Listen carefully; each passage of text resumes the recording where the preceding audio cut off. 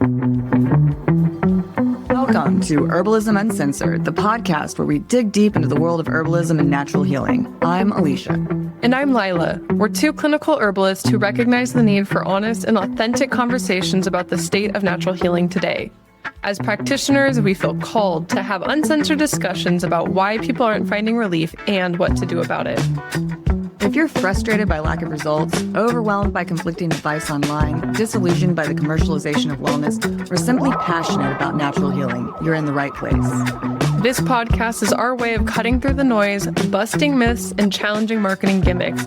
This is Herbalism Uncensored, where together we're nurturing the future of natural healing. The contents of this podcast are for informational purposes only and are not intended to be a substitute in any way for professional medical advice, treatment, or diagnosis. It's important that you always seek the advice of your physician or other licensed healthcare provider with any questions or concerns you may have regarding a medical condition. So we've taken our mind herbs and we are ready for this week's episode where we talk about what we keep in our medicine cabinets. I would venture to say that our medicine cabinets look quite different than the average. So I'm thinking about when I was growing up, if you opened up the medicine cabinet in the bathroom, there was Tums and Pepto-Bismol and aspirin and ibuprofen, maybe some Aleve, maybe some Imodium AD, what else? Sudafed, Robitussin, Theraflu. These are the average things in the average American's medicine cabinet, I believe. You're probably right. And I grew up with a couple of those things, but our medicine cabinet was always like, go to the herbs and supplements. And through adulthood, I have maintained that. And I work with clients and they're like, oh, I take antacids for my heartburn and ibuprofen every day. And I'm like so insulated from these things now that I'm like, wait, what? What are people doing out there in the world? I thought we were all on the same page, no? Yeah, it is easy to think that everybody's got a medicine cabinet full of herbs. As a matter of interest, what was in your medicine cabinet growing up? A lot of echinacea, golden seal, wellness formula, and codfish liver oil, and all the vitamins. Like there was always vitamin B and C and E and all the things. Probiotics were always around, minerals. It was like head to toe cranberry, like all the random things. Like it was a very Western focused herb assortment. You go to the natural health food store, which is where we would spend many hours as children, and some homeopathic. I can never decide if I'm going to say homeopathic or homeopathy. The homeopathic things, arnica for the bruises, externally, all kinds of goodies. Well, and that's true because we also had arnica and all the vitamins and the probiotics. But I feel like the centerpiece was the Tums and the Pepto-Bismol and the ibuprofen. Did you ever take like the airborne or the emergency C drinks? I feel like those were like the go-to. It's so funny. My grandmother and her twin sister were big fans of the emergency when, it first came out like in the 90s. It was a new thing. And they both misread the label and called it Energizer C. Let me get my Energizer C, sister. I need some Energizer C. That's cute. That's cute. Yeah, those were like health staples when I was a child. And now looking at those things now, reading the ingredients, I was like, what were we doing, guys? Yeah, I won't drink them. They're filled with things that I don't put in my body, but like citric acid, and I feel like there's some preservatives in there that I don't like. But my grandmother still has like a canister in her kitchen that most people would put coffee or sugar in that's full of her favorite flavor of Energizer C. That's amazing. I love that. Oh, I was so excited when this episode was Alicia's idea, and I was like so excited when you proposed it because we're going to talk about some of our favorite goodies that we have on hand in our medicine cabinets for acute things that come up. Mm-hmm. Yeah, that's what I was thinking, and it was funny because I was coming down with like a cold flu type illness as I came up with this idea. And these are the things that I keep around my house in case I start to get sick or the digestive system's acting up or I can't sleep or there's some kind of a fungal infection. That was another thing we always had around, it was Lotrimin or something for foot fungus, yeast infections, right? These are things that you need to keep around the house. And if you're not going to get your stuff from your local pharmacy, what are you going to get? And where are you going to get it? I guess we're going to have to tell them. Right. Go after this episode, you're going to want to just throw everything away. Because the cool thing about, I think, upgrading to these things, the things in the traditional medicine cabinet, the bathroom cabinet, you move the mirror back and all the things, they work, but they come at a cost usually. A lot of these things have unintended side effects that we don't talk about. We think we can buy them over the counter, so they're completely safe and benign. And some of them are benign, but a lot of them do have some unwanted issues that come with them. And most of the things we're going to talk about here are going to have side benefits. Side benefits. I like that. So who's going to start? You. I'll go first. Okay. Well, we were talking about Lotrimin. And yeah, it kills fungus. And I guess it doesn't do a very good job because I remember my stepfather used it perpetually. So some things wasn't mathing there. I have some thoughts. You probably need to dig a little deeper for fungal infections than a topical. You and I know that if you've got a fungus manifesting in your feet, you probably have fungus in your gut. It starts somewhere. But anyway. So Neem, that's my number one. Neem is the first one on my list because it kills everything. It's a broad spectrum antimicrobial, antibacterial, antifungal. It's not the best antimicrobial, antibacterial, antifungal for anything, any infection, but you could throw it at just about any infection and get results. I have a tree in my backyard. I have a little neem tree about this tall. I keep the oil around. You can put the oil on topically for topical fungal infections. But my dog has a little infection in his foot right now. So he is taking neem capsules internally and I'm putting neem oil on his foot. It's great for acne, infections, any kind of inflammation. I keep it around and I'm glad that I have it around because if something comes up, if you don't know what it is, but you know it's some kind of infection, you can throw some neem at it and it will get better. And some other things that neem does is it helps with parasites. You're right. I forget about parasites. Yeah. You can't forget about the parasites. It's also really great I use it in my tooth powder. So I make my own tooth powder and I always put neem in it. It's really bitter and detoxifying. You can use it before a meal as a digestive aid almost to get your digestive juices flowing because that's what the bitter taste does. So it's got so many use cases. And I love that you mentioned powder, which you'd be using neem leaf for that. But you also mentioned neem oil, which is really great. When my dog's ears get really inflamed and she gets scratchy and they get bleedy, if I put neem oil on it, it smells horrendous. So warning, but it works so well. It totally calms her ears down, stops the itching, and it makes such a big impact on her. I mean, it has an odor. I don't know if I would call it horrendous, but it does have a very distinct smell. And I forget, I'm glad that you mentioned your tooth powder because I use the cold pressed neem oil in my Gandusha oil. It's great for dental health. It kills everything that you don't want in your mouth. Yes. That's a good pick. That's a really good pick. Just caveat, if you take it internally and you take too much, you're going to have some tummy upset. Just like anything that's killing bugs can kill the good bugs. And anything that's anti-parasitic can be painful. So, use with caution, go low and slow, or work with a practitioner. Yes. But neem's a good thing to keep around. And the oil is amazing topically for infections. And maybe an important note, not something you go on long term. Yeah, not long term. Absolutely. And what was the other thing? I'm just thinking about like all of the amazing things that Neem does. It's a great topical for herpes infections and cold sores because it's an oil, right? But things like a cold sore is a hot, wet infection. And this is a cold, bitter oil. You don't want to put a hot oil on a hot infection. And it actually can relieve the discomfort of those kinds of things. Yes. So what's your first one? Okay, my first one. I was afraid you were going to think I was dorky for this, but my first one is Triphala. And I brought my herbs. We were doing show and tell.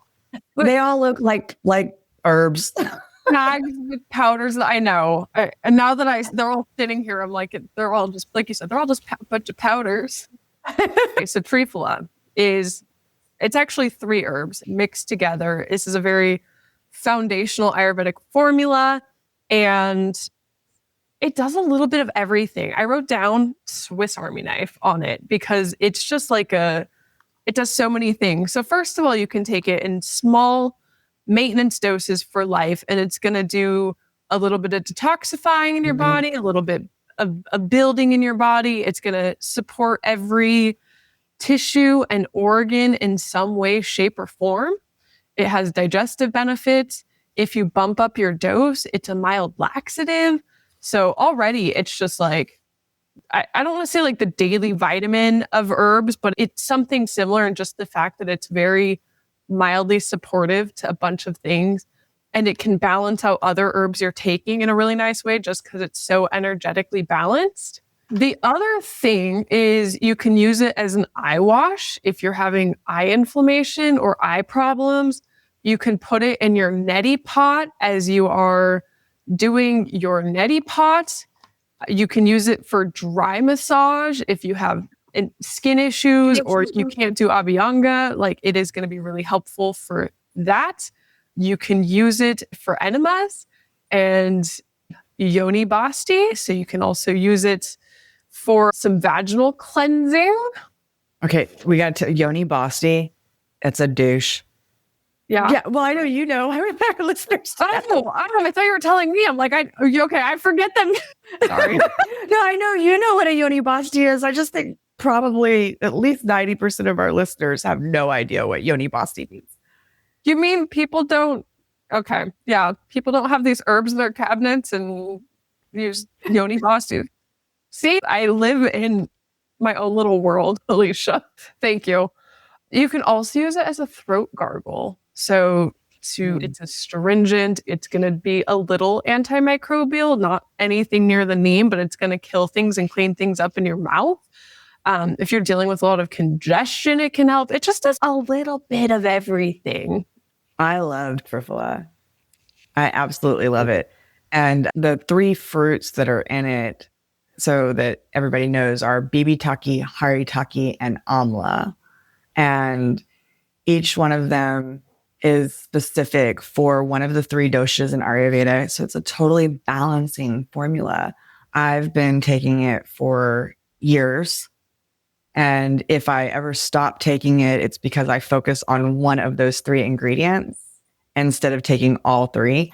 But no, it's just absolutely fabulous. And it would have been on my list, but I saw it on yours. Perfect. The one thing that I will say, I don't, have you ever tried the cold decoction overnight?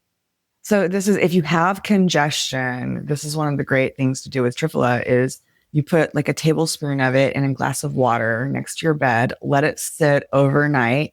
Overnight, it will make a cold infusion.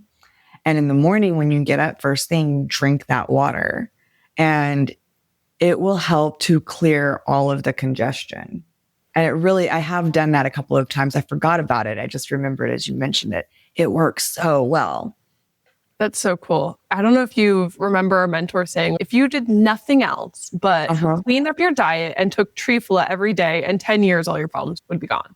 I don't remember him saying that, but I remember years ago, it was like 10 years ago, he said that in 40 years of practice and going to assemblies and seminars and conventions, that the 2 things he had heard over and over again, people that he'd never met walked up to him at a convention and said, I have been doing Abhyanga and taking Triphala because I heard you talk about it and it changed my life. And he said that if you only did two things, it would be Abhyanga and take Triphala and do that, and it will change your life. Yes. Because like we said earlier, it does a little bit of everything, and it's really mild and gentle, but over time that adds up. And that's why a lot of people take it in really small doses for life every day. There's no reason not to. So safe enough to give to children, safe enough to give to the elderly. So it's super gentle and amazing. I love it. It's a good one. All right. What's your next? Licorice. That's such a good one. Licorice root. I take the powder. You can make a tea out of it, but it's very, very sweet. And basically anything that a doctor would prescribe a steroid for, I will take licorice. So whether it's breathing issues, difficulty breathing, skin inflammation, throat inflammation in general, I take the licorice, and you feel better taking the licorice pretty quickly. And it's a powerful harmonizer. I think that's what in traditional Chinese medicine, they call it the great harmonizer. It's sweet, it's demulcent, it'll slime up your insides. So like digestive issues, colon inflammation, the licorice root helps. Like basically any inflammatory issue that you have that's acute and you want relief now, the licorice will help. It's not something you want to take long term. It's an acute remedy, but I use it like prednisone. I'm going to piggyback on that and say it's also really good for like heartburn or GERD or acid reflux. If that's one thing that if you need something acutely, licorice will help with that without the side effects of the things that the antacids will do by blocking the stomach acid production. This works through different mechanisms, fixes the problem, doesn't have the side effects, and works really well. I recommend it all the time to clients, usually in the chewable tablet form. But if you just make the licorice tea or take the powder, you're going to get the same results. And it is, like I said, way better than the other things that are probably in most people's medicine cabinets. Yeah. Well, it prevents the breakdown of cortisol into its inactive form. So it enhances anti-inflammatory, immunomodulatory, and sodium retaining effects of cortisol. So it's got flavonoids with antioxidant and estrogenic activity. So your body takes it and is like, oh, we know what to do with this. Yeah. Yeah. And it's an adrenal tonic. So it's like a great thing if you're coming off of cigarettes or coming off of coffee to support, or your adrenal fatigue, to support your body in its ability to maintain stamina. And it works quickly. So I love licorice root. It's my Energizer C, girl. It's been in a canister on my counter in my kitchen. There has been licorice for 10 years. I love that. Your Energizer C. It's my Energizer C. Okay. My next one is Sitopoladi powder. This is also a formula. There was no rules that they had to be single herbs, but this is also a formula. And it is the cough syrup of Ayurveda.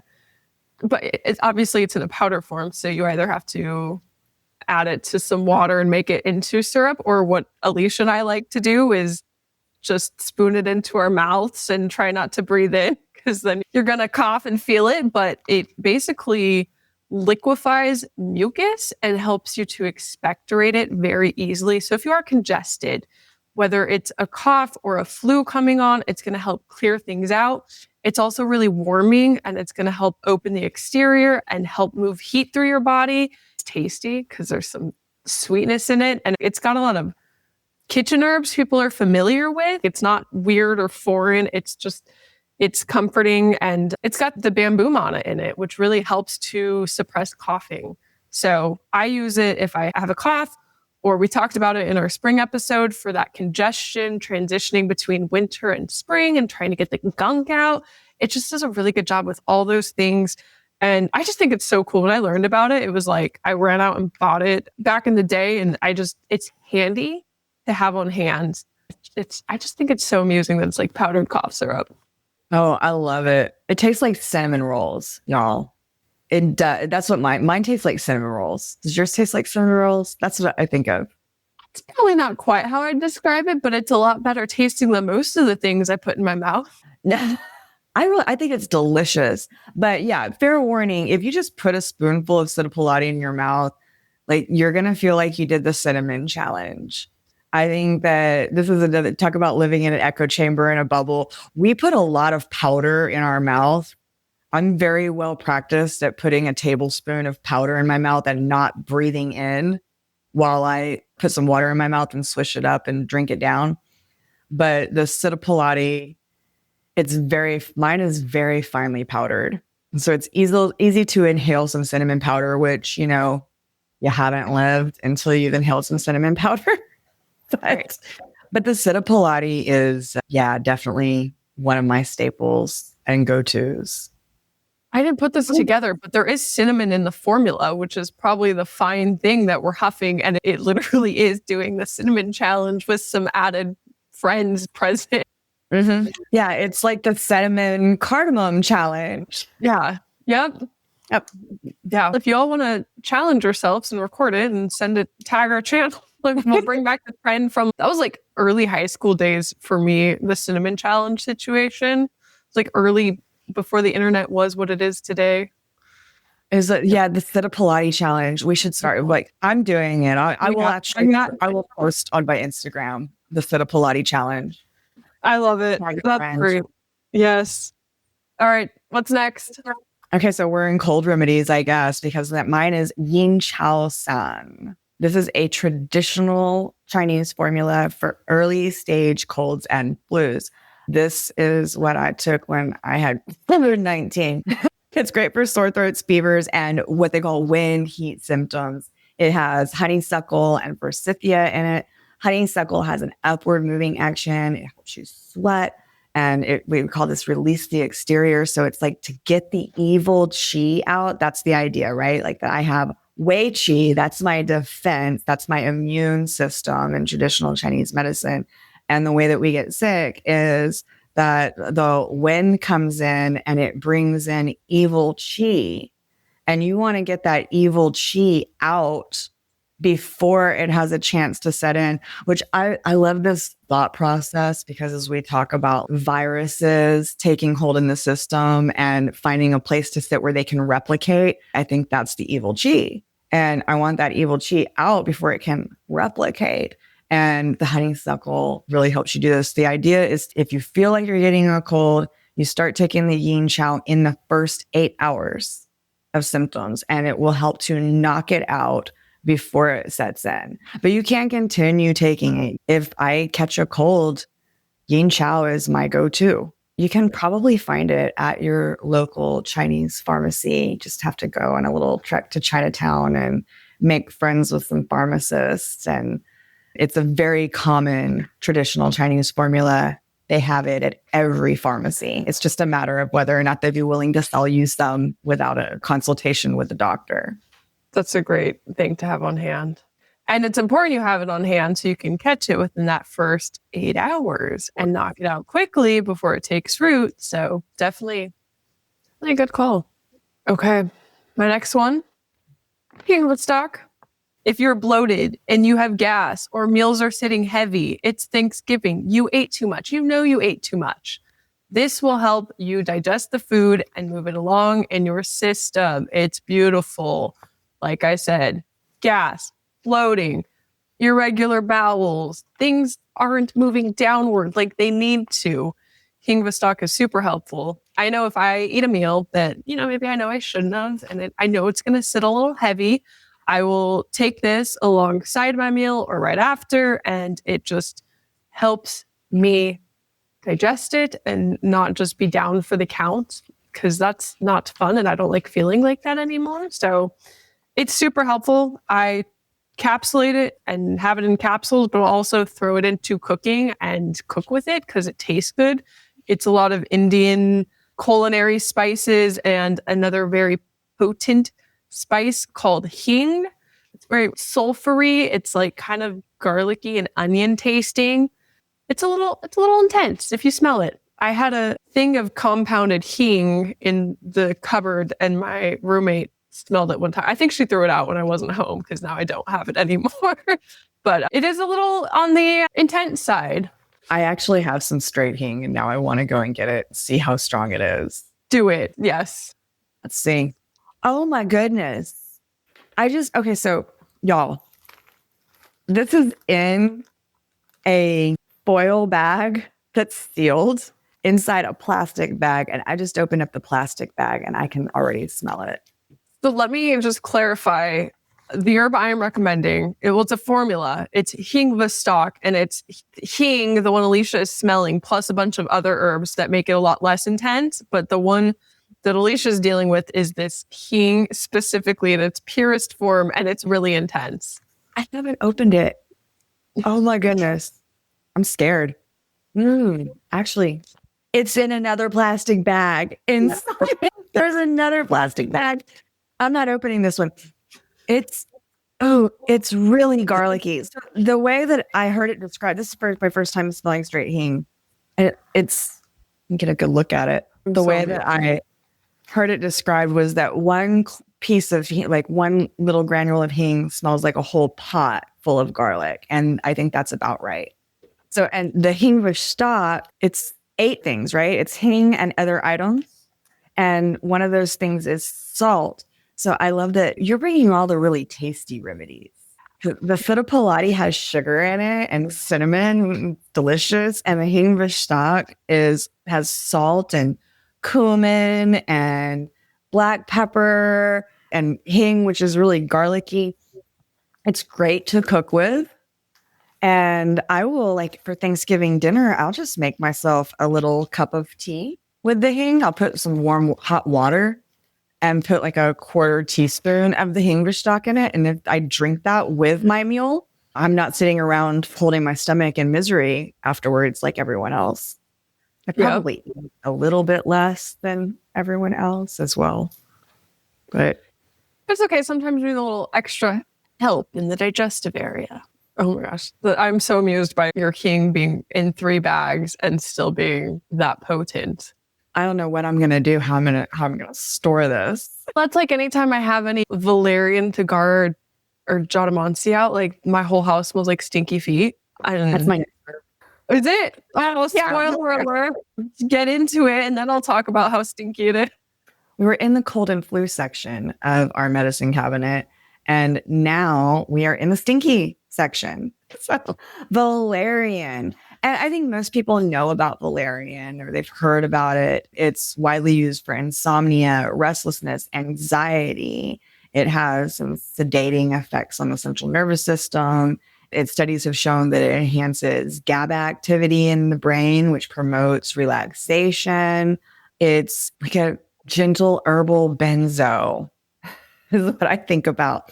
Like a really, really mild one. And it smells like stinky feet. So one of the things about Valerian, and one of the reasons that I always keep it around, is that if I need to give my dog an herb and my dog doesn't want to take it, if I mix it with Valerian, I can get my dog to eat it because it smells like a stinky gem sock. And all dogs in the world love stinky gem socks, right? I myself will take it. Sometimes I just feel like overdone.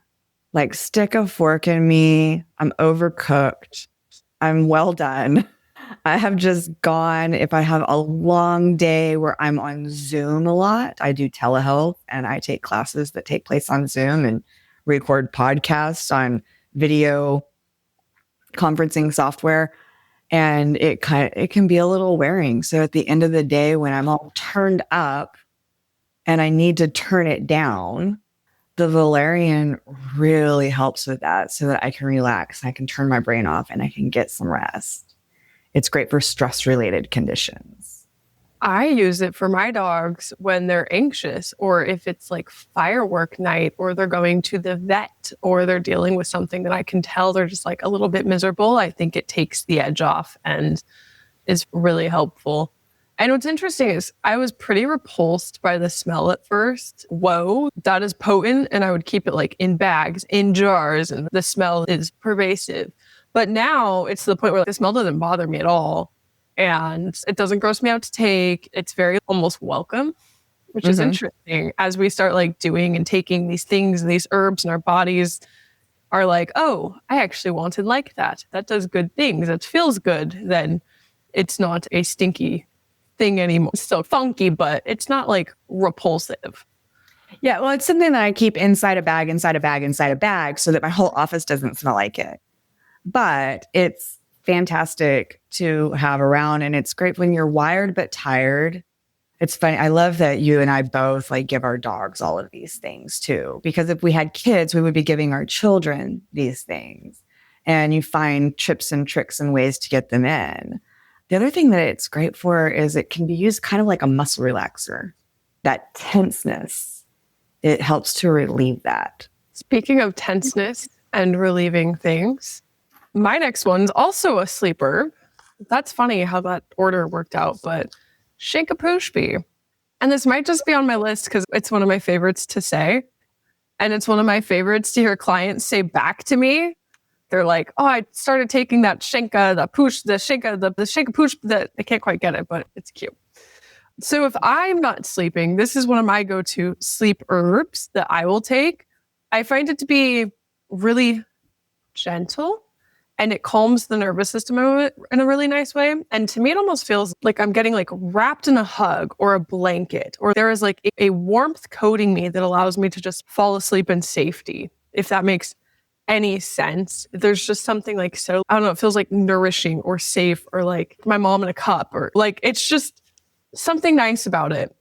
But it also has benefits of calming the nervous system, of calming the mind, of helping with mental disturbances and memory and concentration and just emotional stability. So it's a really cool herb. I love it. I use it with lots of people. It's one of my actual, probably most recommended sleep-related herbs. And it's just a rejuvenator, man. I have used Shankapushpi with clients who want to taper off of anxiety medication, and it works really well. When I met you and you loved the Shankapushpi so much, I had never taken it. And so, of course, I got some and I started taking it. And I actually take a little bit every day, just a small dose. And I do feel that it kind of helps me to, I don't know, it makes me a more useful human being. I don't know how else to say it. Yeah. I don't just use it for sleep. That's a great mention, is you can use it in smaller doses throughout the day just to make yourself more stable.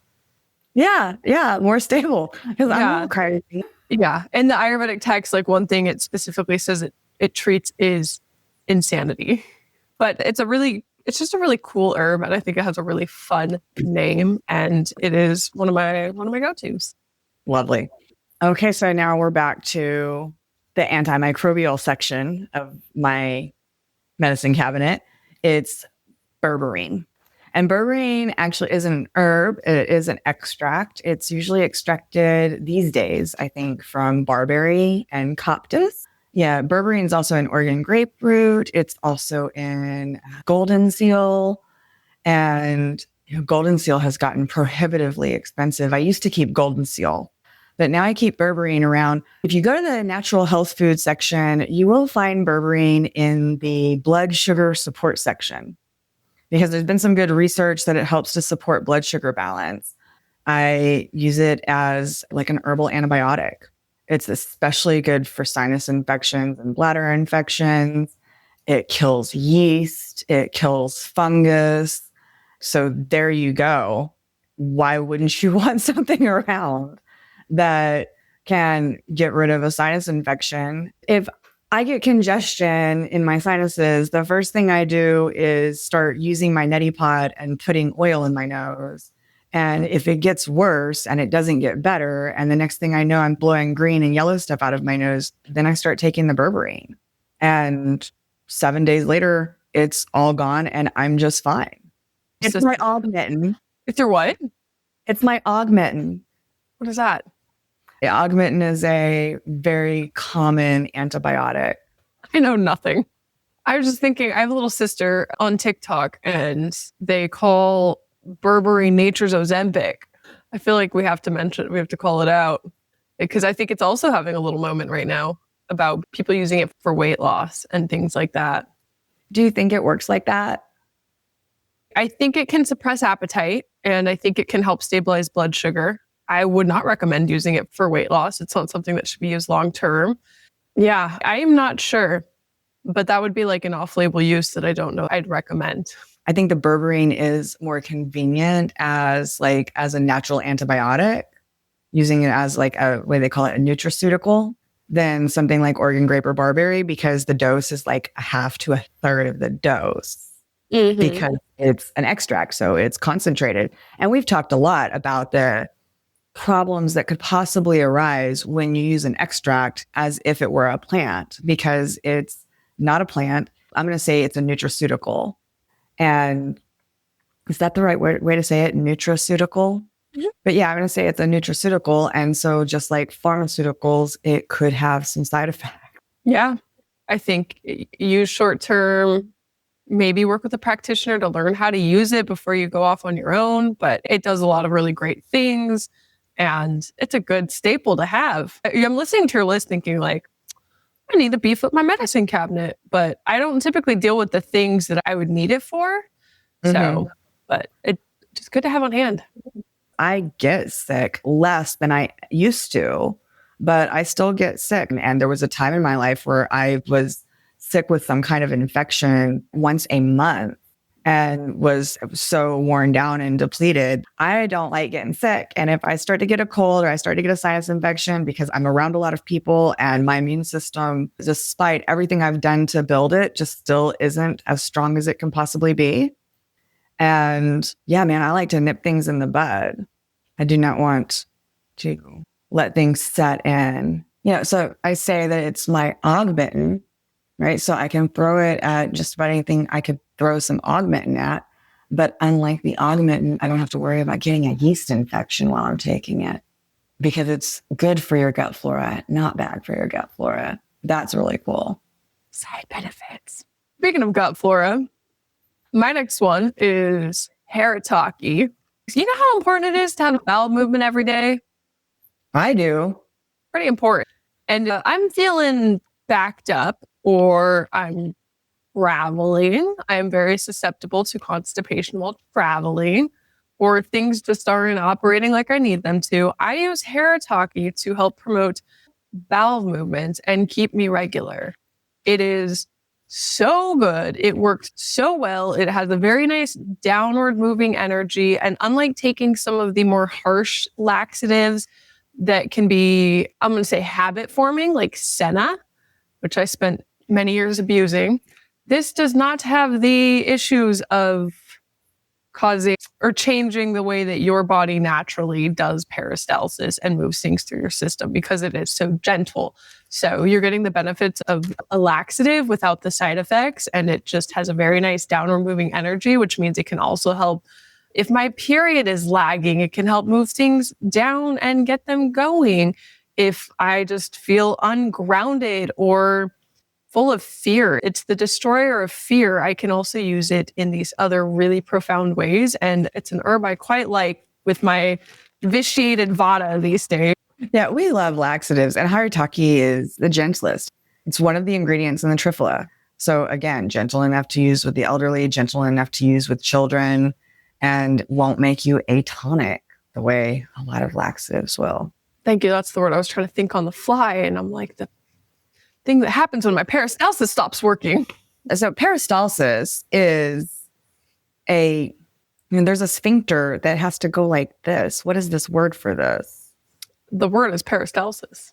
The word is peristalsis. Well, as part of our digestive system, our food moves and our muscles churn and mix and move things through. And when we rely too heavily on certain laxatives, it can stop those muscles from doing their churning and their mixing and their tightening to move things through our system, which causes all kinds of issues. It's because the muscles have to contract and relax and contract and relax and contract and relax. And that motion pushes things through. And when you take something like Senna, it forces that contraction. And then your body becomes reliant on it, where it won't contract unless it gets the Senna. Yes. And that's what we mean when we say atonic. The muscle becomes atonic. And the Haritaki doesn't do that. Yep. It's good stuff. Next is my Nexrutine. It's rootin' tootin', the Nexrutine. I don't know if it's Nexrutine or Nexrutine. I say Nexrutine just because it's funner. Mm-hmm. Well, it's rootin' tootin', my Nexrutine. So this is philodendron bark extract. It is an anti-inflammatory compound. It's a COX-2 inhibitor.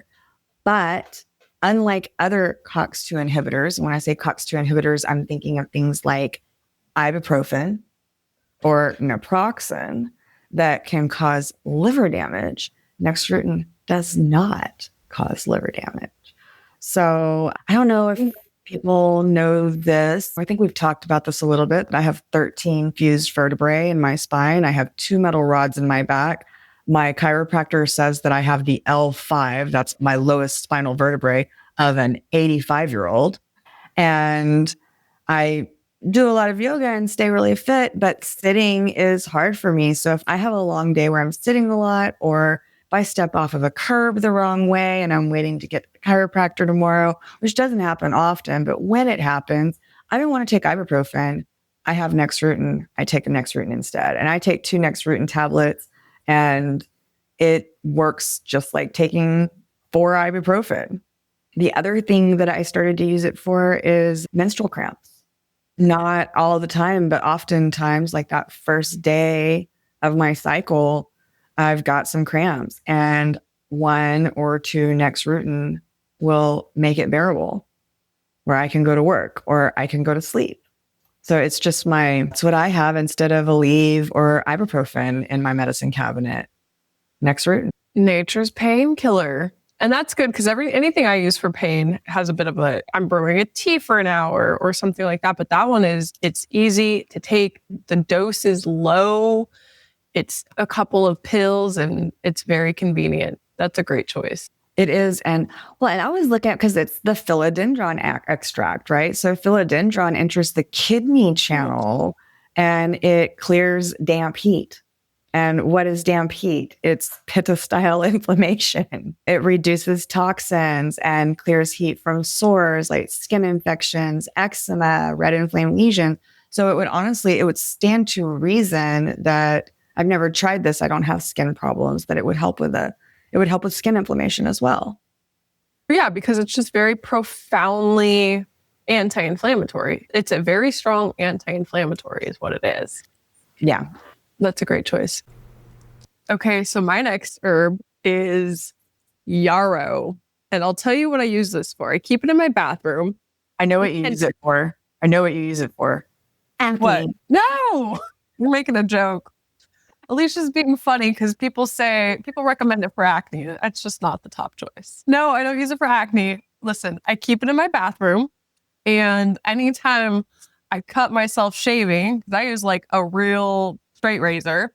So I cut myself a lot, and it's bad when I do. I go and immediately pack it with yarrow, which is antiseptic and stops the bleeding. It acts like a styptic powder. It's very cool. So that's what I use yarrow for. Any first aid, cuts or wounds, I slice my finger with a knife. I just go pack it in yarrow, cover it with some tape or a Band-Aid. Things heal up so quickly, and it's a little messy, but it works really well. The other things I've been able to use it for, not on myself, but with people, like in the family and stuff, is excessive menstrual bleeding. Like it works as a hemostatic. It'll hold back blood. So it's been super helpful and come in handy for some people in my life in a major pinch of these debilitating excess bleeding moments. Got it shut off with yarrow, and it helps with fevers, which I don't use it for. It's really just my first aid kit in my bathroom, but it's got a lot of just general use things you can do with it. I like that. Hey man, it's really good to keep something that's going to stop some bleeding around. Right? They have that stop bleed stuff. It's basically natural stop bleed with iodine, because it's antiseptic as well. So that's super cool. I have never used it ever. I'm just not a Western herbalist at all, I think my affinity is more for Ayurveda like you, but there's some cool ones that, I've given a shot to and they've made it in the rotation. Mm-hmm. It might be something that I should get and keep around for. I mean, if you've got something that reduces fevers, is antiseptic, and stops bleeding, that sounds like something you want around. It can speed up wound healing. So if you get a wound, you could, use it topically for all the things, but you could also use it internally. It's also an herb that's used often with children. So it's anti-inflammatory. It's just got an array of uses. It's a cool herb. I got to give Yarrow some credit. All right. I'm going to put it on my shopping list. Could do it. I will tell you, when I started studying herbalism, I went out and bought so many Western herbs. And just even throughout my life, I buy herbs and have them. And I find it so hard to get myself to use the Western herbs for some reason. But when I use, Ayurvedic herbs or even Chinese herbs, I take them, I use them, I utilize them. I don't know. I don't know what it is, but I have so many pounds of St. John's wort in my closet. I'm going to make oil or tincture. I have St. John's wort too. Not to go off on a tangent, but I feel the same way. And I think that the thing is, it's much, much newer by thousands of years than the other two systems. And so I'm never really quite sure, or not, I won't say never, but oftentimes I'm just not quite sure how much I'm supposed to use when I'm using it internally. I agree. I find dosing a lot more challenging with Western herbs. The other thing that I think is really challenging for me is we practice energetically.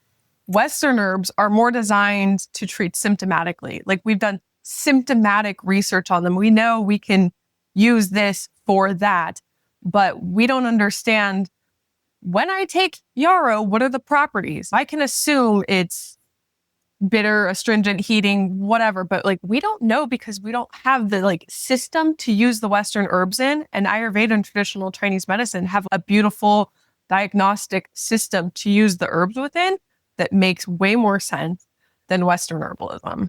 Yeah, I like the classification better. With that being said, my next herb is a Western herb. Ooh. Nettles.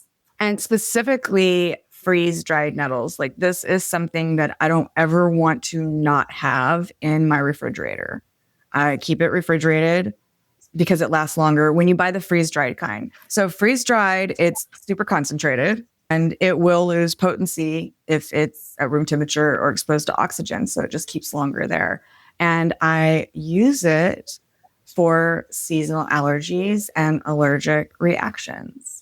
I don't know if this has come up, but I introduce myself in restaurants to the server. I say, hi, I'm weird allergy girl. So I give you a moment to get ready for that before I order. And I don't go out often because I'm allergic to I have allergic reactions to so many different things. And I very rarely will have any kind of burning skin. But if I do, or I break out into hives, no one wants to have hives. And I can take freeze-dried nettles, and I've got the dose just about right. For me, it's a tablespoon of the freeze-dried powder. I put that in my mouth, I swallow it, and about 15 minutes later, the inflammation on my skin is gone. I no longer have hives. I'm no longer itching. I'm no longer in pain. So nettles are super awesome. It only works like that. It's freeze-dried. It has a lot of really other awesome benefits, and it's great constituents. It's high in iron, calcium, magnesium, potassium, vitamins A, C, K, B complex, chlorophyll. It's rich in anti-inflammatory flavonoids. It's good for the urinary system. Personally, that's not how I use it at all. I only use it freeze-dried. I always have it around. And if anything is bothering me allergy-wise, whether it's sneezing, runny nose, itchy eyes, or hives, if I get enough freeze-dried nettles in, I feel better very quickly. I'm so glad that freeze-dried stinging nettles was on your list because I totally forgot about it. And it's such a good option. I use it I get some mild seasonal allergies, shuts them right off. Or I have a mild allergy to cats.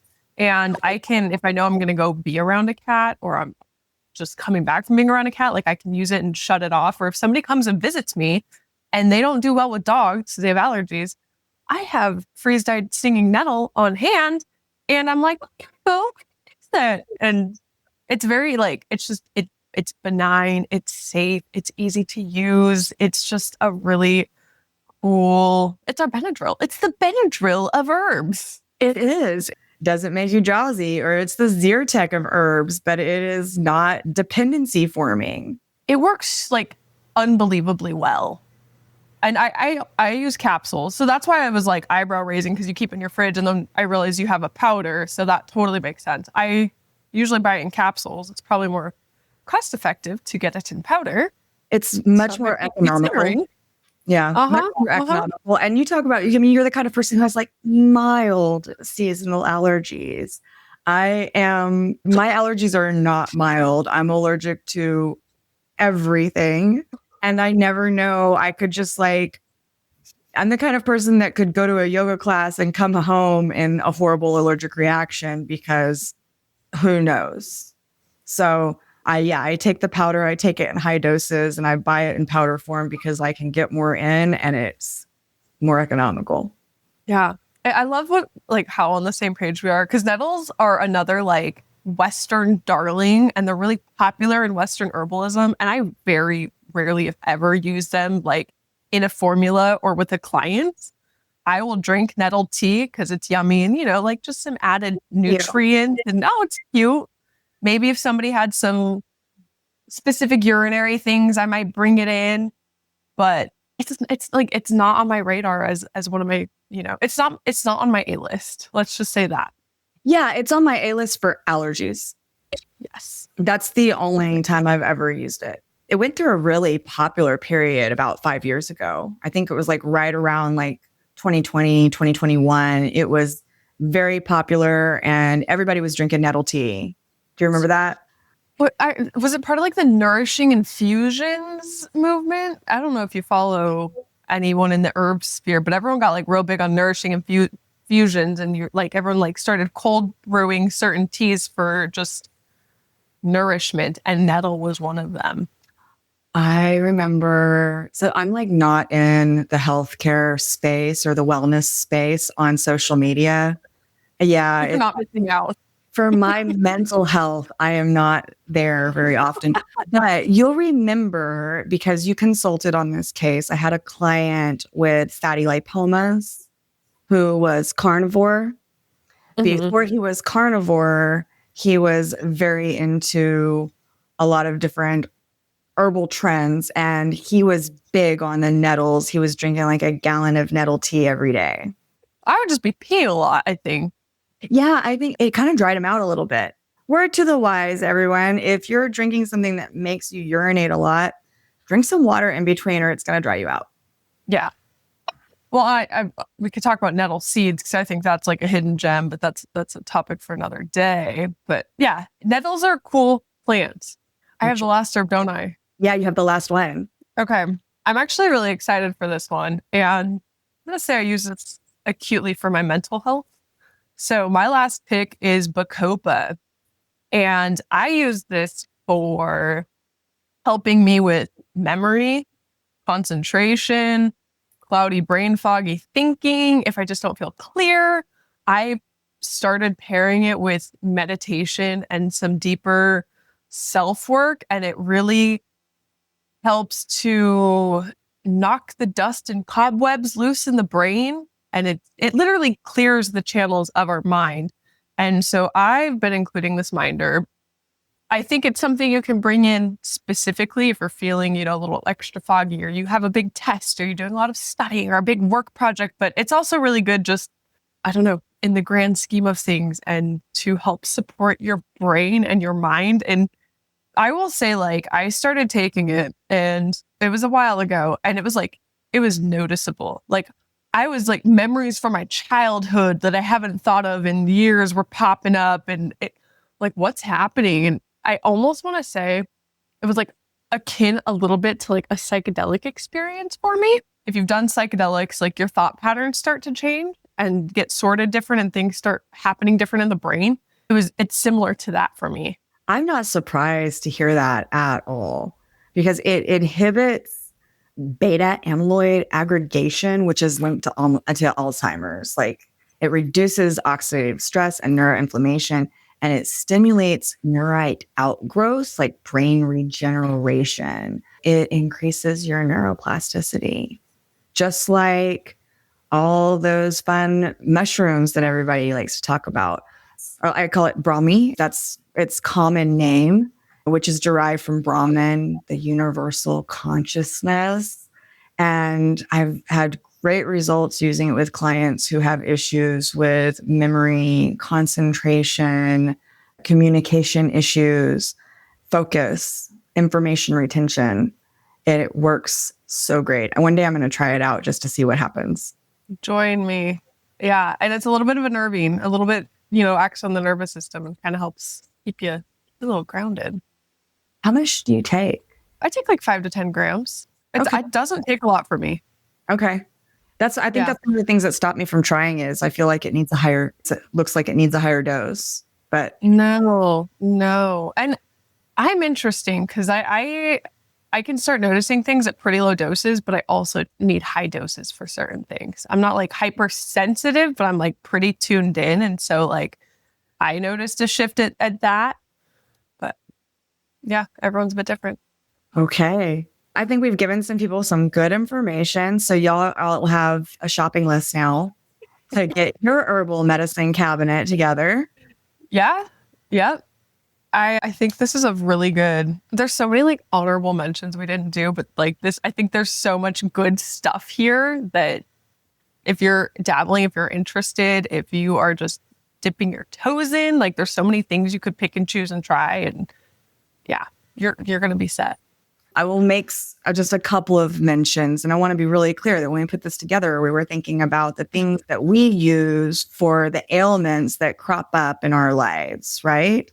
Of course, it won't be an episode if I don't say the word turmeric or ashwagandha or ginseng, which are all on my herb shelf, all in canisters, things that I never don't have around the house.